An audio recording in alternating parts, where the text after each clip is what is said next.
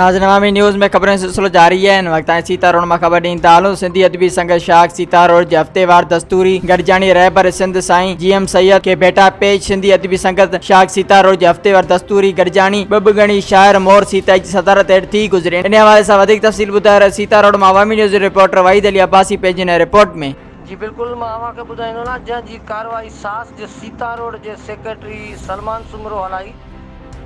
गरजानी में मोर सीताई, सलेमान सुमरो, आसिफ सीताई, वसीम आकाश सीताई, गुलाम मुस्तफ़ा घायल, मनोहर मल्ला सीताई, इनाम मुंदड़, नवीद सकीरानी पिण शिरकत करे पंहिंजूं नकूर तकलीफ़ूं इस्लाह लाइ पेश कयूं, जंहिं ते शरीक दोस्तनि ख़ूब राया ॾिना।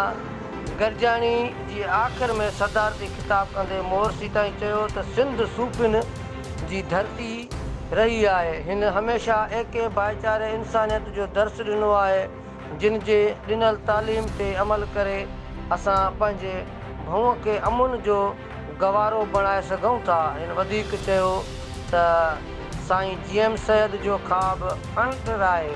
अॼु जूं हालतूं सैयद जे सुखनि खे चिटो पियूं कनि। सिंध में धारियनि जी आबादकारी खे रोकण लाइ सिंध जो शऊर अकबरो थियणो पवंदो। मज़ीद खबरों और तफसीलात के लिए विजिट करें हमारी वेबसाइट www.awamiNewsHD.com।